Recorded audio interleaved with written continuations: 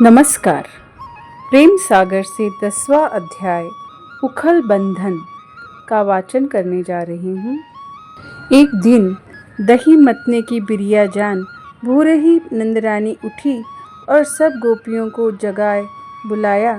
वे आए, घर झाड़ बहार ली पोत अपनी अपनी मथनियाँ ले दधी मतने चली। तहाँ नंद महरी भी एक बड़ा सा कोरा चरुआ ले इंदुए पर रखी चौकी बिछा नेती और रई मंगाए टटका टटकी दहड़ियाँ बाँझ राम कृष्ण के लिए बिलोवन बैठी। इस समय नंद के घर में ऐसा शब्द दही मतने का हो रहा था कि जैसे मेघ गरजता हो। इतने में कृष्ण जागे तो रो रो माँ माँ कर पुकारने लगे। जब उनका पुकारना किसी ने न सुना तब आप ही यशोदा के निकट आए और आंखें डबडबाए अनमने हो ठुसक ठुसक तुतलाए कहने लगे कि माँ तुझे के बेर बुलाया, पर मुझे कलेऊ देने न आई। तेरा काज अब तक नहीं निपटा, इतना कह मचल पड़े। रई चरुए से निकाल दोनों हाथ डाल लगे माखन काड़ फेंकने, अंग लथेड़ने और पाँव पटक पटक आंचल खींच रोने। तब नंदरानी घबराए झुंझलाए के बोली, बेटा यह क्या चाल निकाली? चल उठे तुझे कलेऊ दूं। कृष्ण कहे अब मैं नहीं लूं।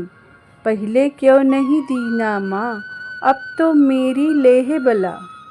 निदान यशोदा ने फुसलाए प्यार से मुंह चूम गोद में उठा लिया और दधी माखन रोटी खाने को दिया। हरी हंस हंस खाते और नंद महरी आंचल की ओट किए खिला रही थी, इसीलिए कि किसी की दीठी न लगे। इसी बीच एक गोपी ने आ कहा कि तुम तो यहाँ बैठी हो, वहाँ चूल्हे पर से सब दूध उफन गया। यह सुनते ही यशोदा झट कृष्ण को गोद से उठ धाई और जाके दूध बचाया।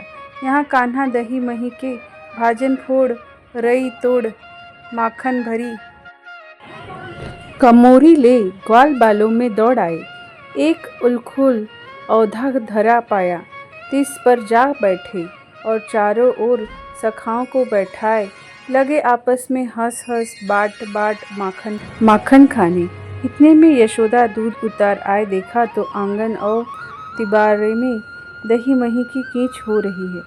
तब तो सोच समझ हाथ में छड़ी ले निकली और ढूंढती ढूंढती वहाँ आई जहाँ श्री कृष्ण मंडली बनाए माखन खाए खिलाए रहे थे।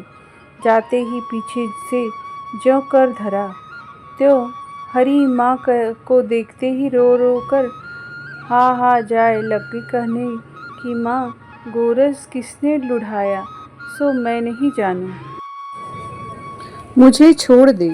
ऐसे दिन बचन सुन यशोदा हंसकर हाथ से छड़ी डाल और आनंद में मगन हो रिस के मिस कंठा लगाए घर लाए कृष्ण को उलखुल से बांधने लगी।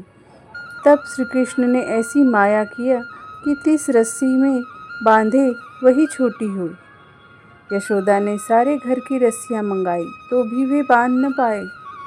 निदान माँ को दुखी जान आप ही बंधाए दिए। नंदरानी कृष्ण को बांध गोपी को खोलने की सौं दे फिर घर की टहल करने लगी। इसी के साथ इस कथा का समापन हुआ। धन्यवाद। ऐसे ही और कथा का श्रवण करने के लिए मेरे चैनल को सब्सक्राइब करें।